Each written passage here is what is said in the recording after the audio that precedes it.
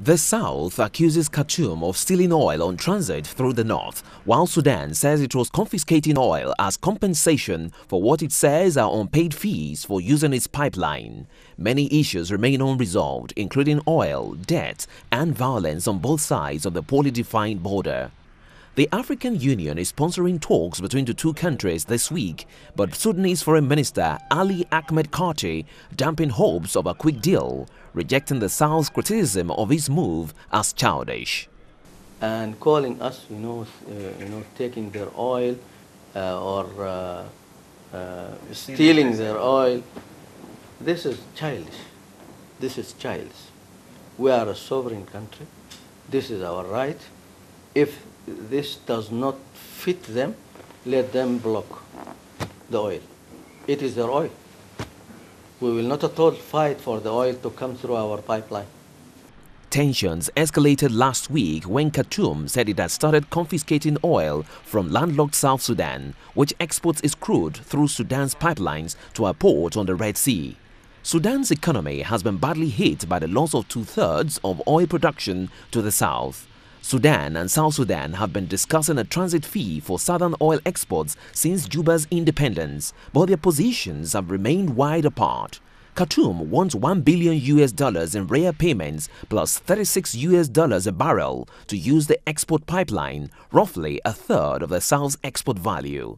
South Sudan has offered to sell oil to Khartoum at discounted prices and give financial aid, but Karti said some southern officials were taking a sarcastic approach. Karti said South Sudan's support for rebels in the border states of South Kordofan and Blue Nile was hindering the talks. Juba denies giving support to the insurgents who fought as part of the Southern Army during the civil war. If you are hosting rebels, preparing them against me, supporting them by munitions, by salaries, by everything, by training, by giving them, all facilities. What shall I wait for you? What shall I wait for you to do? I'm waiting for war. So if you are preparing to instigate war against me, what kind of any other agreement be useful? He said Sudan had monitored conversations that proved Juba was supporting the rebels known as the Sudan People's Liberation Movement Army (SPLAN) by continuing to pay their old salaries. Any oil agreement would likely depend on a broader deal that addressed the fighting and other security issues such as marking the border.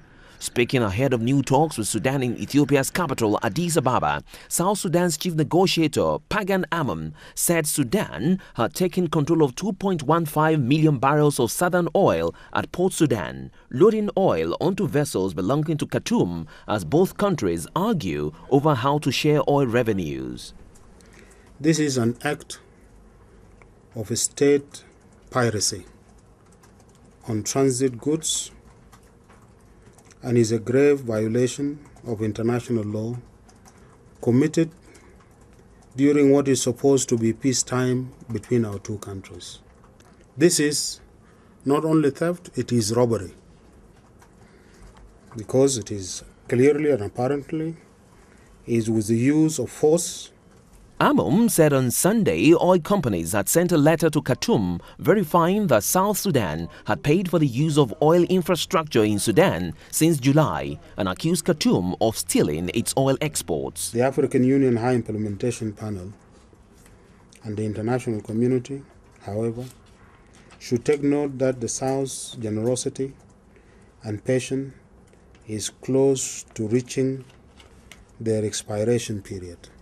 South Sudan pumps around 350,000 barrels per day, while Sudan produces 115,000 barrels per day in its remaining fields but needs it for domestic consumption.